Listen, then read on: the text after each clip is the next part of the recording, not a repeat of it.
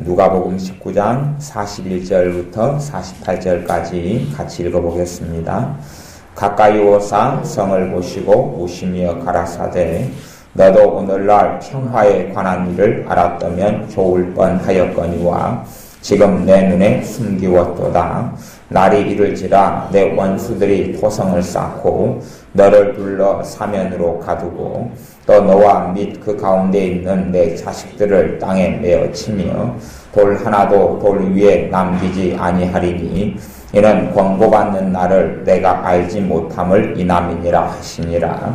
성전에 들어가사 장사하는 자들을 내어 쫓으시며 저희에게 이르시되 기록된 바 내 집은 기도하는 집이 되리라 하였거늘 너희는 강도의 구려를 만들었도다 하시니라.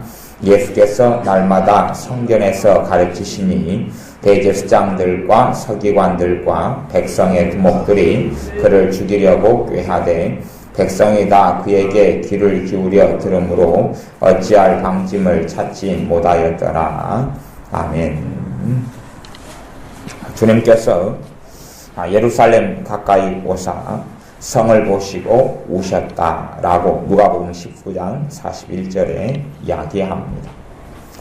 예루살렘 성, 단지 성이 아니라 성 안에 들어있는, 성 안에 사는 하나님의 백성 되었던 그러한 사람들을 보시고 우시는 것이었습니다. 주님께서 우시는 이유는 당연히 그들을 사랑하셔서 그렇습니다. 그들을 사랑하셨기 때문에 오셨습니다. 주님께서는 이스라엘 백성을 일으키시고 또한 그들을 하나님의 백성으로 부르신 분이 바로 예수 그리스도 주님이십니다. 이 땅에 사람이 되시기 전에도 이미 하나님이셨고 또한 아들 하나님이신 그분께서 그 자신의 백성, 자기 땅에 자신의 백성들에게 오셨는데 자신의 백성들은 자신의 왕을 알아보지 못했노라. 그렇지만 주님께서는 자신의 백성들을 사랑하셨습니다. 그리고 그들을 보며 우십니다. 왜냐하면 그들에게 정말로 주님께서 주시고자 했던 것을 그들은 받지 못했기 때문에 그렇습니다. 자신의 백성들에게 죄의 용서함을 또한 하나님께 돌아와 하나님의 평강을 누리게 하시기를 원했고 무엇보다 구원을 얻기를 원하셨습니다. 그러나 그 백성들은 주님을 거절했고 주님을 거부했습니다. 우리의 삶이 그렇습니다. 하나님께서 우리에게 참으로 귀하고 좋고 많은 것들을 주시려고 해도 자동적으로 이루어지지 않는 것을 알 수 있습니다. 우리를 사랑하심에도 하나님의 사랑이 우리에게 그대로 나타날 수도 있고 나타나지 않을 수도 있다 하는 것입니다. 주님께서 예루살렘을 사랑하시고 거기에 사는 백성들을 사랑하셨어도 그들이 주님을 거부했기 때문에 주님은 그들 때문에 슬퍼하며 탄식할 수밖에 없었습니다. 그래서 주님께서는 우시는 것입니다.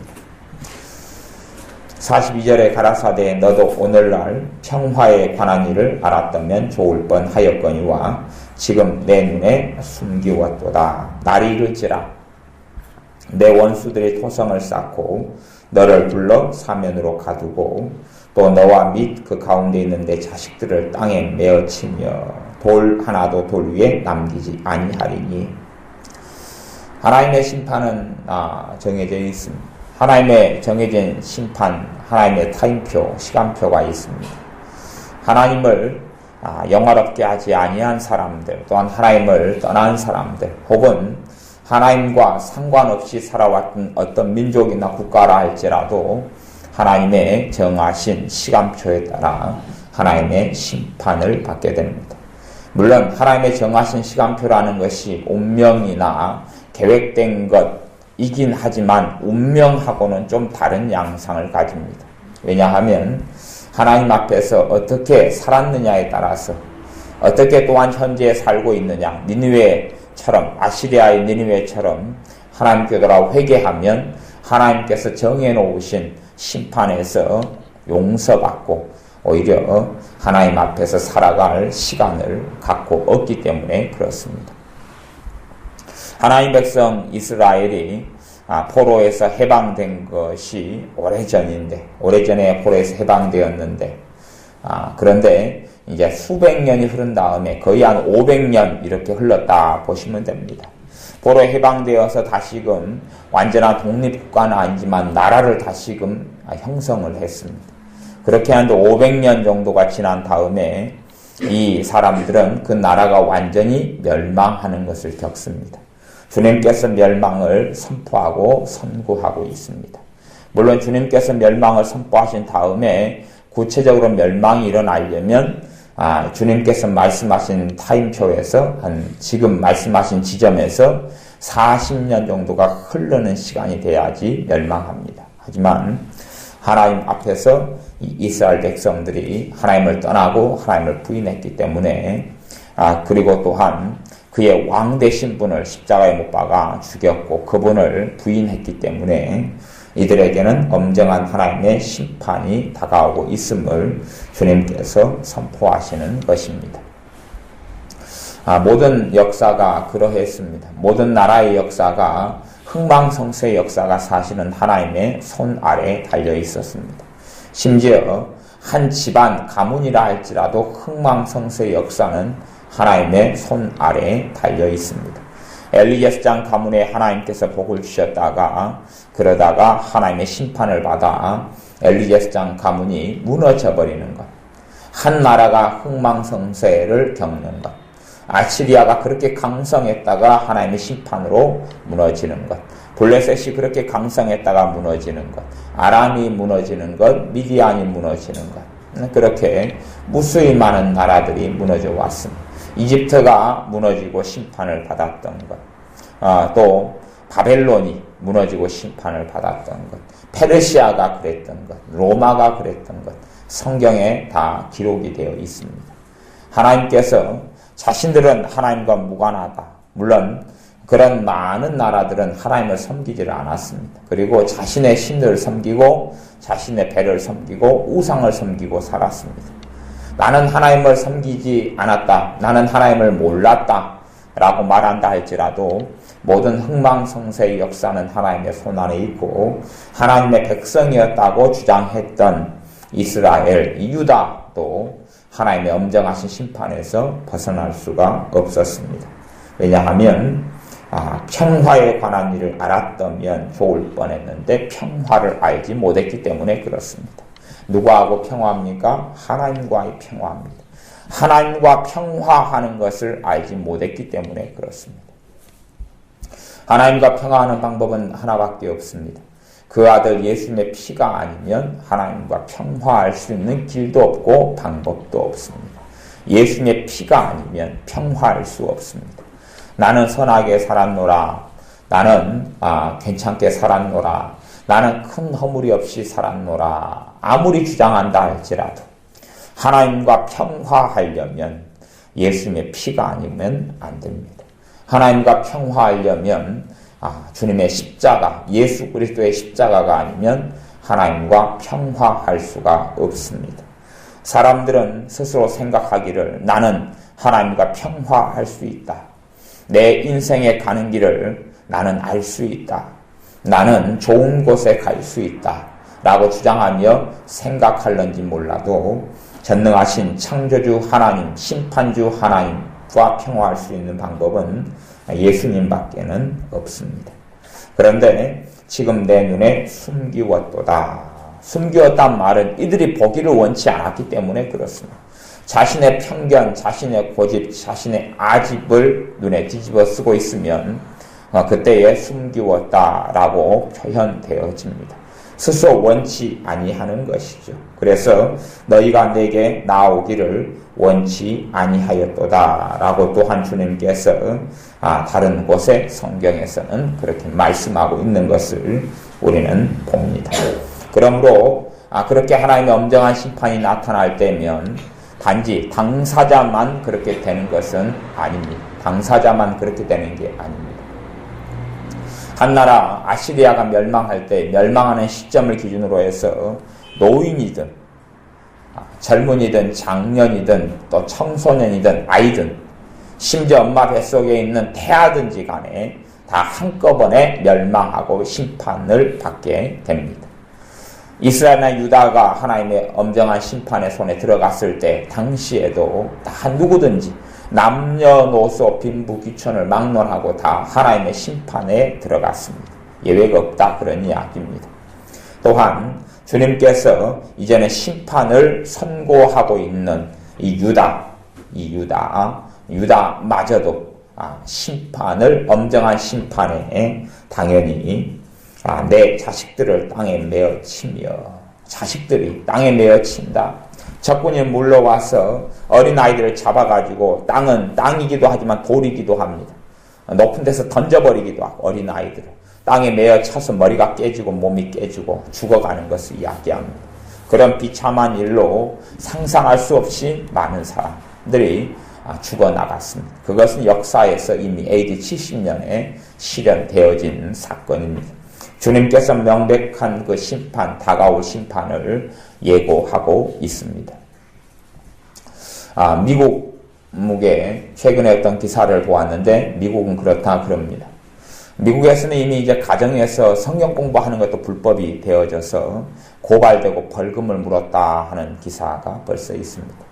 지금은 이제 미국에 있는 모든 주가 그런 건 아니겠지만 그 주가 캘리포니아 주인가 무슨 주인가는 가정에서 성경 공부를 교인들이 모여서 했는데 그것도 신고하지 않은 채로 했기 때문에 불법이 되어서 벌금을 물었습니다. 이제는 이미 그 나라가 전반적으로 배교의 나라가 미국이 되어져 버렸다 하는 사실을 알게 됩니다. 당연히 학교에서나 어느 곳에서나 하나님의 복음, 주 예수 그리스도의 복음을 전하지 못하게 되어져 갔고, 우리나라도 각 대통령들이 장로부터 시작해서 신자들이 많이 있었음에도 불구하고 복음에 있어서는 점점점 폐쇄성 닫혀버리고 복음을 전하지 못하는 그러한 사회가 되어져 버리고 말았습니다. 이제 우리도 그렇게 이제 언제 변해갈는지 모릅니다. 하지만 미국의 그러한 추세를 볼 때는 미국의 하나님의 심판이 다가오고 있다 하는 것을 볼 수가 있다 하는 것은 알 수가 있습니다. 언젠가 하나님의 심판이 미국에 나타날 것이다. 그것이 과연 몇 년 안에가 될지 몇십 년 안에가 될지 알 수 없지만 하나님의 엄정한 심판이 미국에는 닥쳐올 수밖에 없다 하는 것을 보게 됩니다. 또한 우리나라도 그런 미국처럼 그런 흐름과 물살을 타고 있는데 그것이 어느 한계치로 가면 우리나라도 하나님의 심판에 벗어날 수 없게 된다. 그 시점이 되면 하나님의 심판의 시점이 되면 아무리 어린아이여도 심지어 우리 보기에는 죄가 없게 보이는 아이라도 예외가 되지 않고 그 시점에서 남녀노소를 불문하고 하나님의 심판을 엄정한 심판을 받게 됩니다. 물론 그 심판은 단지 예고편에 불과합니다. 우리가 이 땅 위에서 흥망성쇠, 나라의 흥망성쇠를 겪는 것은 예고편에 불과합니다. 사실은 우리가 이렇게 대한민국에 살지만 우리가 살았던 대한민국이 우리 생각에는 막 수백 년 된 나라같이 느껴지고 수천 년 된 나라같이 느껴지지만 이 대한민국이 만들어진 것은 몇 년이 되지 않지요. 1945년에 해방이 되어져서 대한민국 정부가 언제 수립됐죠? 1948년. 48년에 수립됐으니까 몇 년요? 63년. 얼마 되지 않았습니다. 아주 짧은 단기간에 물론 한민족이 계속 이어져 온 건 사실이지만 그러나 국가로 할 때는 아주 60년 조금 넘은 그런 국가. 조선은 500년, 고려도 500년, 각 나라마다 그렇게 수백 년씩 이어져 왔는데 이제 아주 짧은 신생국가에 불과합니다. 그리고 이 나라도 어느 때는 흥망성쇠를 겪게 된다 하는 것이 언젠가는 대한민국이 흔적도 없이 무너져 버리고 사라져 버릴 수도 있다 하는 것이죠.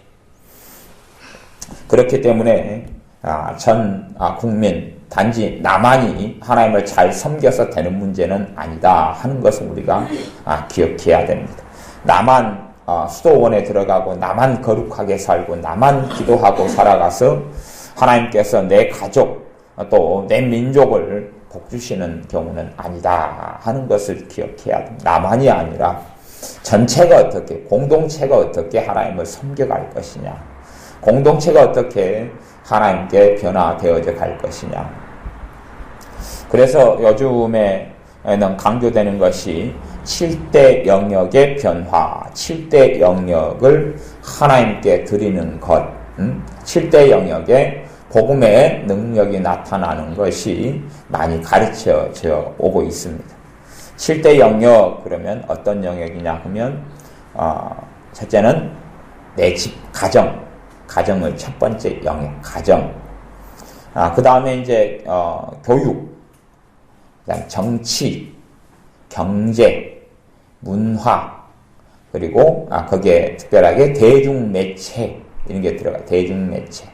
뭐, 그렇게 해서, 이제, 7대 7가지를, 하여튼 한번 세어 보십시오. 뭐가 빠졌는지. 그렇게 해서 어쨌든 대중매체, 문화, 그 다음 가정, 정치, 경제, 그렇게 해서 이제 빠진, 교육, 하나 정도 빠졌는가요? 사회? 사회가 들어가는가요? 잘 그것까지 모르겠어요. 하여튼 생각이 잘 안 납니다.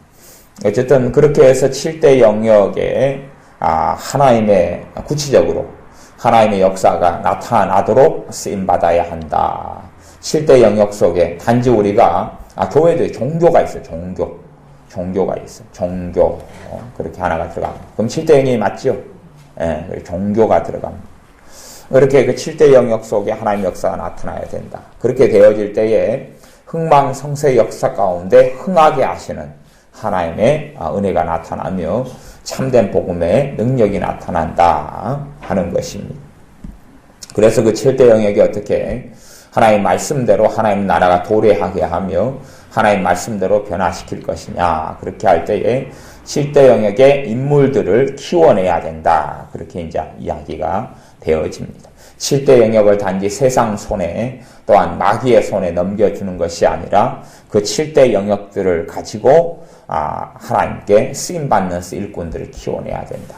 단순한 어떤 주의 종, 교회의 목회자, 또 선교사 이런 사람만 배출하고 만들어낼 것이 아니라 교육계에 하나님의 사람을 만들어서 양성해서 집어넣고, 정치계에 그렇게 집어넣고, 경제계에 집어넣고, 대중매체를 복음으로 변화시키며 하나님의 사람을 집어넣고, 또 종교계에 하나님의 사람, 종교계, 그러면 이제 교회를 사실 중심으로 이야기하는 거지요.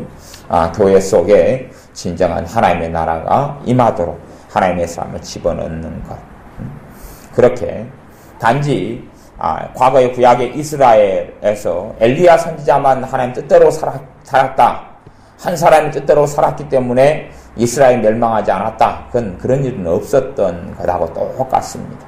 극소수가 아무리 뜻대로 산다 해도 하나님께서는 소수의 문제가 아니라 다수의 문제를 다루신다 하는 것입니다. 그게 공동 운명체입니다. 다니엘이 아무리 의롭게 살았어도 다니엘은 포로로 잡혀갈 수밖에 없었다 하는 것입니다. 소수의 문제가 아니라 다수의 문제, 공동체의 문제입니다. 그래서 어떤 면에서는 하나님께서 인생의 생사화복을 다루실 때에 1대1의 관계 속에 다루시는 것은 구원의 문제. 그리고 나아가서 이 전체 민족의 또 국가의 흥망성쇠는 공동체 전체가 하나님께 어떻게 서 있느냐 하는 것으로 다루게 되어진다 하는 것입니다.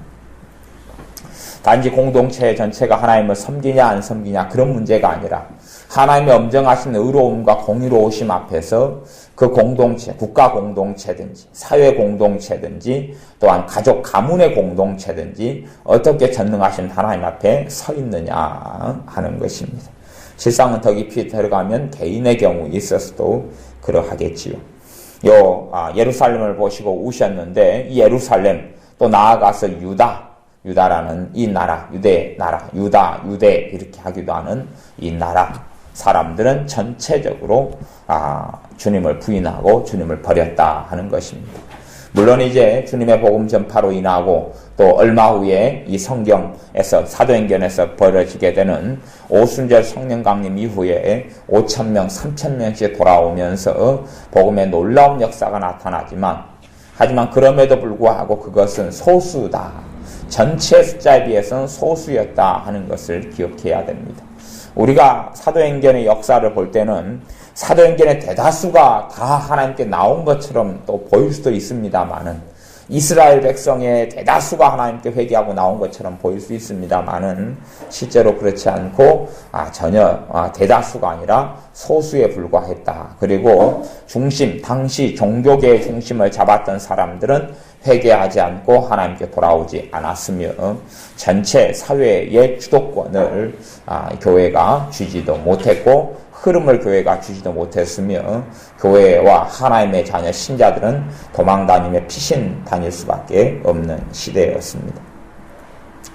44절에 보면 그렇게 말씀합니다. 왜 이런 극심한 심판이 나타나고 이 예루살렘에 하나님의 재난이 나타나서 다 무너져 버리느냐. 자식들은 맺힘을 당해서 죽고 돌 하나도 돌 위에 남기지 아니하리니. 당시에 예루살렘 성은 돌로 쌓은 성인데 돌 위에 돌 한 장까지 남지 않을 정도면, 집으로 따지면 집을 벽돌로 쌓는다면 벽돌이 아예 가장 밑바닥에 남은 벽돌 위에 벽돌 한 장, 단 2장 쌓아져 있는 것도 남기지 않고 다 폐허처럼 초토화돼 버린다 하는 이야기입니다. 왜 이런 일이 생기냐 하면 권고받는 날을 내가 알지 못함을 인함이니라. 권고받는 날, 하나님께서 권고하시는 날, 우리 주님께서 돌아오라, 구원을 받으라, 회개하고 하나님께 돌아오고 회개하여 구원을 얻으라, 주 예수 그리스도를 믿으라 하는 권고를 이들은 받지 않았기 때문에 그렇습니다. 거꾸로 우리가 주님으로 인하여 권고를 받고 주님 안에 거하고 있으면 우리는 주님의 보호를 받게 되는 것을 또한 믿어야 됩니다. 이 사회가 어떤 지경과 어떤 처지로 흘러간다 할지라도 우리가 주님으로부터 권고받고 주님을 메시아로 섬기며 살아갈 때에는 우리가 보호를 받는다는 것을 반드시 아셔야 됩니다. 우리의 형편과 처지나 환경이 아니라 전능자께서 우리 아버지 되시는 것을 반드시 기억하고 알아야 됩니다.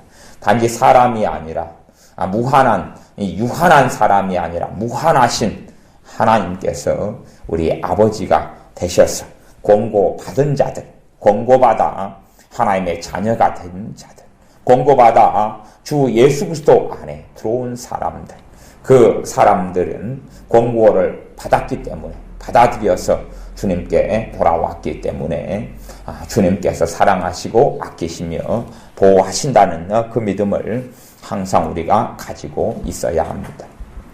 물론 주님께서 우리를 사랑하시고 아끼시고 끌어안아 주신다 해서 인생살이 속에 아무 일도 안 생긴다거나 아무런 어려움도 없다거나 아무런 환난도 없다거나 아무런 고통이나 눈물이 없다거나 하는 이야기는 결코 아닙니다. 눈물도 있고 환난도 있고 어려움도 있을 것입니다. 그러나 주님께서 우리를 버리지 아니하시고 떠나지 아니하시며 붙들어 주신다는 사실입니다. 거룩하신 성령님께서, 주 예수 그리스도의 영이신 성령님께서 우리 안에 계셔서 우리를 북돋아 주시고 우리를 격려하시고 위로하셔서 난관을 믿음을 가지고 뚫고 나가게 하시고 그리고 승리하게 하신다는 사실입니다. 히브리서 11장은 온갖 어려움과 환난과 고통, 심지어 죽음까지 만났던 하나님의 자녀들이 믿음을 가지고 권고, 주 예수 그리스도께 돌아와서 권고받아 주님의 사람이 되어져서 믿음으로 환난과 고난과 고통과 죽음까지도 믿음으로 전진하여 뚫고 나갔던 사실들이 기록되어 있습니다. 우리가 언제까지나 반드시 붙잡고 있어야 될 진리는 주 예수 그리스도 안에 들어와 주님을 의탁하는 사람들을 주님께서 붙잡는다는 사실입니다. 그렇기 때문에 주님께서 이렇게 우시는 예루살렘처럼 보시고 한탄하시며 탄식하시고 우시는 유다처럼은 되지 않습니다. 이들은 주님을 받아들이지 않았기 때문에 그렇고 주님을 받아들이고 주님과 함께 살기를 원하며 주님 속에, 주님의 은혜 속에, 주님의 자비 속에, 사랑 속에 주님 의지하여 살고자 하는 주님의 사람들에게는 주님의 도우시는 은혜가, 아버지 하나님의 돌보시는 은혜가 언제까지나 있다는 사실을 알고 우리의 믿음이 결코 연약해지지 않아야 할 것입니다. 46절에 보면 주님께서 성전에 들어가셔서 성전에 장사하는 사람들을 내어 쫓았다 하는 이야기가 나온 다음에 주님께서 말씀을 하시기를, 성전에 장사하는 사람들 내어 쫓으시면서 무슨 말씀을 하냐 그러면 내 집은 기도하는 집이 되리라. 내 집은 기도하는 집이 되리라 하였거늘 너희는 강도의 구려를 만들었도다. 내 집은 누구 집요? 내 집. 주님께서, 주 예수 그리스도께서 말씀하시고 이게 내 집이다고. 누구 집이다고요? 주님 집이다. 주님 집이다. 내 집이다. 내 집은 기도하는 집이 되리라. 그렇게 주 예수 그리스도께서 선포하셨다 그 말이. 언제요? 구약시대에. 이렇게 아브라함에 대해서도 아브라함이 있기 전에 내가 있었다라고 말씀하시죠. 아브라함이 있기 전에, 아브라함이 나기 전에. 왜냐하면 주님께서는 창세전에 계셨던 분이기 때문에 그렇습니다. 아브라함이 나기 전에 내가 있었다.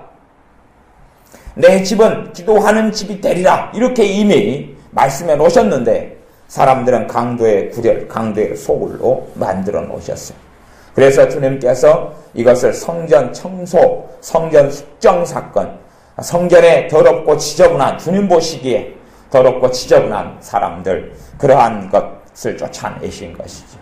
중심은 장사하는 사람들입니다. 왜냐하면 장사하는 것이 성전에서 제사 드리는 것을 꽤 많이 도와줍니다. 돈도 환전해주고 또 양도 팔아주고 소도 팔아줍니다.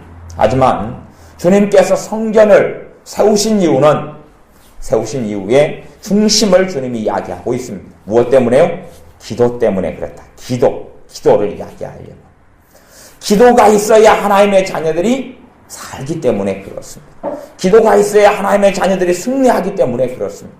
그런데 성전을 장사하는 집으로 만들어 놓으니까 제사는 드립니다. 제사는 드려요. 근데 사실은 제사의 핵심에는 뭐가 있냐고 하면 기도가 있다는 사실을 알아야 됩니다. 제사는 지금 재물을 가지고 하나님을 만나는 것이죠. 그러니까 단지 양이나 소나 염소만 가져와가지고 되는 게 아니고 진실한 심령 속에서 하나님과의 사귐과 하나님과 나아가고자 하고 하나님의 도우심을 구하고 하나님의 용서를 받고자 하는 그 진실한 마음의 소원과 기도가 있어야 한다. 그런 이야기입니다. 그런데 양 울음소리, 염소 울음소리, 또 비둘기의 울음소리, 그리고 그러한 범벅이 된 시장, 동물 짐승을 사고 파는 소, 외양간처럼 이런 시장이 되어버린 상황 속에서 정말로 하나님을 찾고 제사를 통하여 하나님을 만나고 기도하는 것이 될 수 있겠느냐, 그런 것이. 그러한 분위기나 그러한 모습도 되지 않는 상황이었습니다.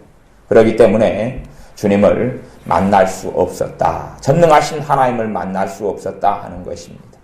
하나님께서 교회를 세우시고 만들어 놓으신 것, 성전을 세우시고 만들어 놓으신 주님의 목적이 기도 때문에 그렇다 하는 그 중심, 여러 가지 이유가 있지만 주님은 지금 기도를 밝혀놓고 있습니다. 우리의 삶 속에 하나님의 사랑하심을 날마다 체험하는 비밀이 여기에 있죠. 하나님의 놀라운 은혜를 체험하는 비밀이 여기에 있습니다. 우리가 진정으로 하나님을 원하여 기도할 때 하나님께서 우리를 사랑해 주신다는 것입니다. 어떤 면에서는요, 회개, 회심, 하나님께 돌아온다. 이게 회개의 본질이죠. 하나님께 돌아온다. 하나님께 돌아온 자는 하나님과 만나기를 원하고 소원하고 기도합니다. 하나님을 원하는 자는 기도합니다. 그렇기 때문에 기도하는 사람은 회개하는 사람이에요. 회개하였고 또한 지금 회개하고 있는 사람이다 라고 정의 내릴 수도 있습니다. 지금 기도하고 있는 사람, 지금 기도하는 삶을 사는 사람은 주님과 가까워져 가고 있는 사람이다 라고 말할 수 있습니다. 왜냐하면 삶에 기도가 있다는 것은 하나님과 만남이 있다는 이야기고 하나님의 삶에 중심이 되어져 가거나 중심이다라는 것입니다. 많은 사람들은 문제를 직면하여 하나님을 의지하기보다 사람을 의지하거나 돈을 의지하거나 자기의 지혜와 지식과 재능을 의지하기도 합니다. 하지만 그 사람이 문제를 만나 기도한다는 것은 하나님을 의지한다는 것을 이야기합니다. 성전을 세우신 이유는, 성전을 세우시고 성막을 세우신 이유는 사람이 기도로 살 수 있기 때문에 그렇습니다. 기도를 통하여 하나님의 도우심을 받고 누리며 하나님의 사랑을 얻을 수 있기 때문에 그렇습니다. 그러므로 우리의 삶 속에 하나님의 권고를 받아 주 예수 그리스도로 통하여 그의 구원 속에, 그의 은혜 속에, 그의 자비 속에 들어오는 사람은 마땅히 기도를 통하여 주님의 큰 은혜를, 아버지 하나님의 큰 사랑을, 또한 날마다 삶 속에 도우시는 그 도우심을 받고 누려야 할 것입니다. 기도하겠습니다. 아버지 하나님, 우리를 예수님을 알 수 있도록 권고하여 주신 것을 감사를 드립니다. 또한 우리에게 은혜 주셔서 예수님의 복음이 전해질 때에 우리로 하여금 믿을 수 있도록 은혜 주시고 도와주시고 사랑해 주신 것을 감사를 드립니다.